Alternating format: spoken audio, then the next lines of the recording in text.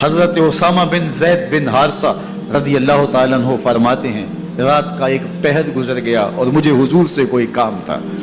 میں آقا کریم کی خدمت میں حاضر ہوا، در دولت پہ دستک دی۔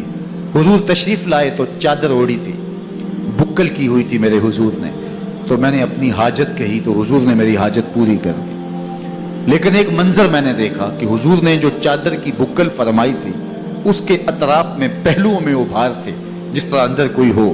مجھ سے نہ رہا گیا، میں نے پوچھ لیا، میں نے کہا بندہ نواز چادر کے اندر کیا ہے؟ فکاشفہ، تو حضور نے چادر کو کھول دیا۔ فائز الحسن والحسین علی بارکہ، تو کہتے ہیں میں نے اپنی آنکھوں سے دیکھا، ایک پہلو سے امام حسین لپٹے ہوئے تھے، ایک پہلو سے امام حسن لپٹے ہوئے تھے۔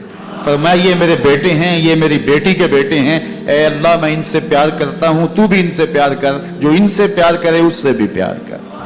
ان کی محبت کا درس دیا، ان کے پیار کا سبق پڑھایا، کہا ان سے پیار کرنے والا میرے سے پیار کرنے والا ہے، ان سے بغض رکھنے والا میرے سے بغض رکھنے والا ہے۔ ان کی تکلیف حضور کو بے چین کر دیتی تھی۔ حضرت سیدہ فاطمہ الزہرا رضی اللہ تعالی عنہ کے گھر کے قریب سے گزرے تو حضرت امام حسین کے رونے کی آواز آ رہی تھی، تو آقا کریم علیہ السلام نے فرمایا کہ فاطمہ حسین کو چپ کرواؤ، اللہ تعالیٰ میں انا بقاءہ یوزینی، تو جانتی نہیں حسین کا رونا مجھے دکھ دیتا ہے۔ حسین ابن علی کو حضور رونے نہیں دیتے تھے، ان کو دکھی نہیں ہونے دیتے تھے، کیونکہ رسول اللہ صلی اللہ علیہ وسلم جانتے تھے کہ یہ کتنے دکھ سہے گا، کتنی تکلیفوں سے گزرے گا اور کتنے مصائب سہے گا۔ تو میرے حضور نے ارشاد فرمایا، حذیفہ سنو، ابھی ایک فرشتہ آیا ہے جو اس سے قبل دھرتی پر پہلے کبھی نہیں آیا، آج پہلی مرتبہ اللہ سے اجازت لے کے دو کام کرنے آیا ہے۔ ایک تو مجھے سلام کرنے آیا ہے اور دوسرا خوشخبری دینے آیا ہے کہ آپ کی بیٹی فاطمہ جنتی عورتوں کی سردار ہے اور حسن اور حسین جنتی جوانوں کے سردار۔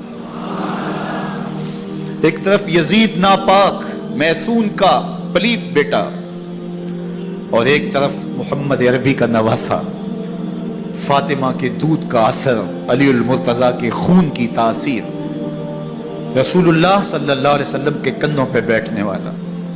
ایک دن حضور نے امام حسین رضی اللہ تعالیٰ عنہ کے ہاتھ پکڑ لیے اور ان کے پاؤں اپنے پاؤں پہ رکھے اور پھر فرمایا بیٹے آگے بڑھو، اور ان کے پاؤں حضور کی پنڈلیوں پہ آئے۔ پھر کہا بیٹے اور آگے بڑھو، حتیٰ کہ ان کے پاؤں حضور کی رانوں پہ آئے۔ پھر فرمایا بیٹا اور آگے بڑھو، تو ان کے پاؤں حضور کے مبارک بطن اقدس پہ آئے۔ پھر بازوں کو کھینچ کے اپنے قریب کیا اور حسین ابن علی کے منہ میں اپنی زبان رکھ دی، اور وہ اس طرح چوس رہے تھے جس طرح کھجور چوسی جاتی ہے۔